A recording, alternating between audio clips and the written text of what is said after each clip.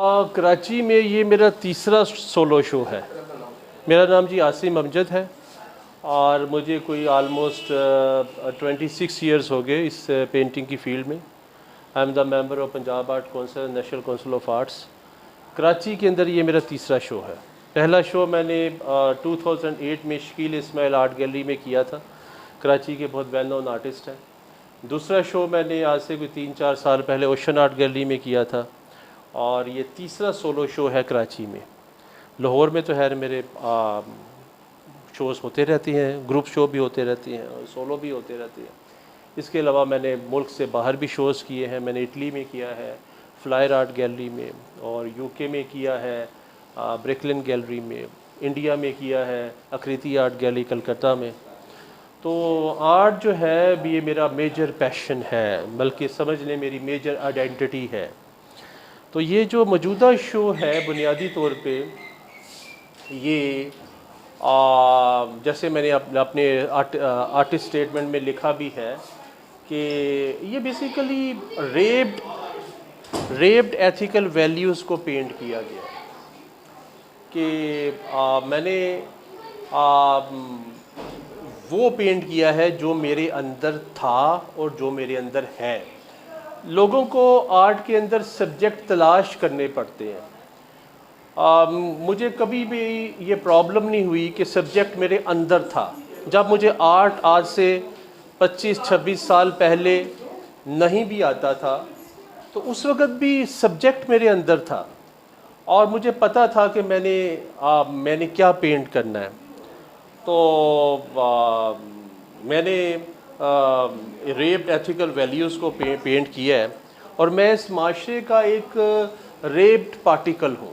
जैसे मैंने कहा है कि मेरे काम को अगर देखा जाए तो इसकी raped at the age of innocence, और बच्चा था तो रेप हुआ, और उसके बाद रेप होने के बाद जो इंसान के साथ होता है कि यूज़लेसनेस और एम्प्टीनेस की फीलिंग से गुज़रा।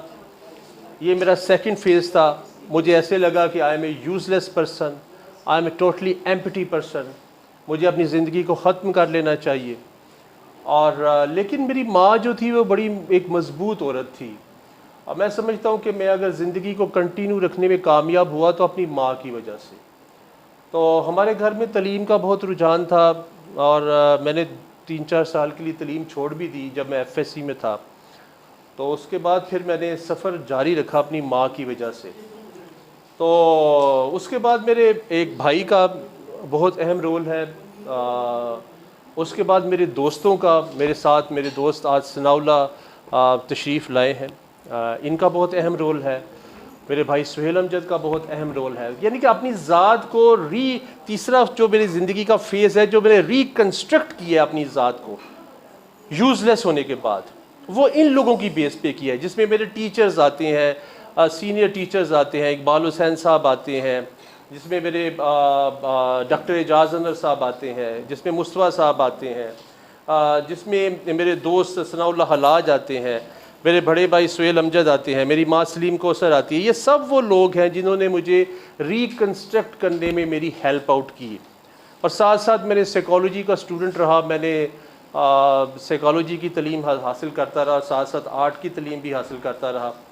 और फिर उसके बाद मेरा जो चौथा फेज़ शुरू होता है कि अपने आप को रिकन्स्ट्रक्ट करने के बाद मैंने अपने इनर जो ट्रॉमेटिक डायलेमास थे उनको एक्सप्रेस करना शुरू किया आर्ट की लैंग्वेज में। इस काबिल मैं हो गया कि मैं रंगों में अपने इंटरनल ट्रॉमेटिक एक्सपीरियंस को प्रेजेंट कर सकता हूँ। तो अगर आप मेरी पेंटिंग्स को देखें तो इनके टाइटल यही हैं जो मैंने वैसे पेंटिंग का कोई टाइटल तो नहीं होता, पेंटिंग इटसेल्फ एक टाइटल होती है, लेकिन मैंने अपने व्यूअर को जस्ट एक डायरेक्शन देने के लिए इसमें कुछ टाइटल्स भी पॉइंट आउट कर दिए हैं, जैसे रीबर्थ, रिकन्स्ट्रक्शन और इस तरह के spiritual crystallization, dancing rituals of life, made for each other. तो इसमें मेरी वाइफ का भी बहुत अहम रोल है। वो भी मेरी माँ की डेथ के बाद जो औरत मेरा बाजू बनी वो मेरी वाइफ बनी। वो आज इस शो में नहीं आ सकी कुछ वजूहात की बुनियाद पर उसने आना था मेरे साथ। तो फिर मेरी ज़िंदगी का इन लोगों की बेस पे मेरी ज़िंदगी का एक 5th फेज़ स्टार्ट होता है, जिसमें मैंने अपनी वो रेप्ड एथिकल वैल्यूज़ की ब्यूटी को देखा। और मैं शो करने का मकसद मेरा ये है कि आप किसी ट्रॉमेटिक एक्सपीरियंस से गुज़रते हो तो कभी भी उसको ये ना समझो कि आपके साथ बड़ा कोई अनफॉर्चुनेट वाक़या हो गया है।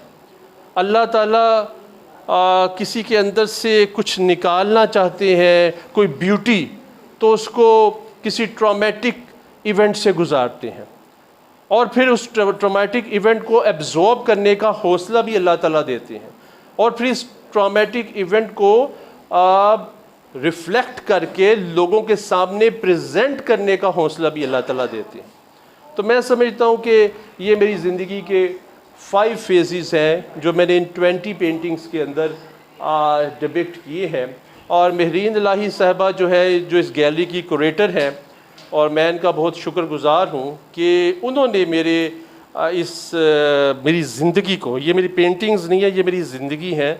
जैसे किसी शायर ने कहा था, मैंने जो गीत तेरे प्यार की खातिर लिखे, आज इन गीतों को बाज़ार में ले आया हूँ। तो ये मेरी ज़िंदगी है जो दीवारों पे लटकी हुई है, और इसका क्रेडिट जो है महरीन इलाही साहिबा को जाता है कि जिन्होंने इस शो को बड़े दिल से ऑर्गेनाइज़ किया है और इस लोगों के सामने प्रेजेंट किया है। और मैं यही चाहता था कि उन लोगों तक अपना मैसेज पहुंचाऊं जो इसको डेफिसिट समझते हैं कि हमारी लाइफ में ये डेफिसिट पैदा हो गया है।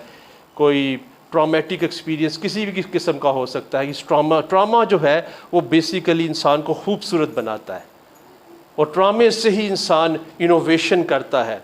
फिर से आगाज़ कर रहा हूँ मैं, जैसे पैदा अभी हुआ हूँ मैं, एक नए आदमी की सूरत में अपनी मट्टी से उठ रहा हूँ मैं। आज आप लोग आए हुए हैं जी Majmua art gallery, I am Mahreen Ilahi, और आसिम अमजद साहब का सोलो शो है जो लाहौर से इस वक्त आए हैं हमारे पास कराची, और आई एम वेरी ऑनर्ड कि उन्होंने टाइम निकाला। और एक बहुत ही उम्दा कहें पर्सनल किस्म का शो है ये, क्योंकि उनकी सारी लाइफ की जो काविश है इन पेंटिंग्स में नज़र आती है।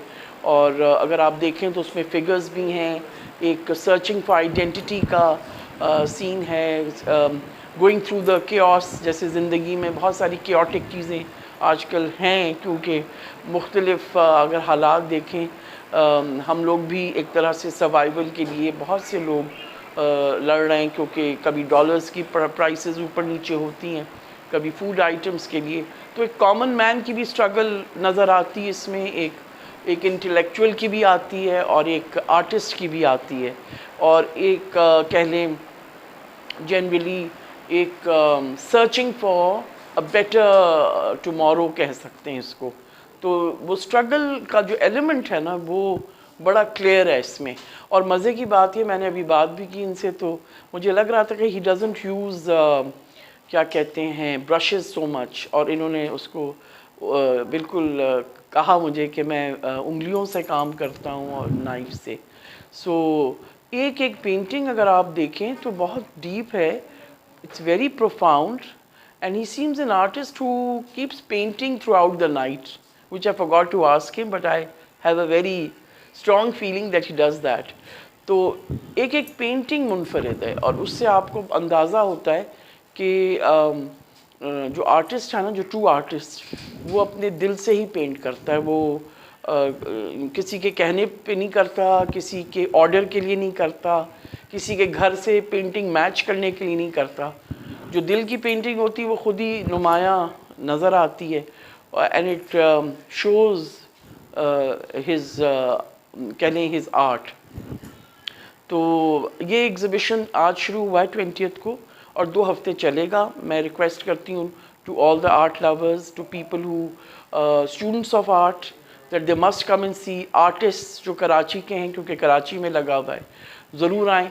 और क्योंकि मजमुआ ने अब ऑनलाइन स्टोर भी अपना कहने शुरू कर दिया है, ई-कॉमर्स स्टोर, तो हम चाहेंगे कि आफ्टर दिस एग्जीबिशन और may be even during it, ये these paintings will be put up there, their photographs and the pricing तो it will be open not only to the local market but also the international market.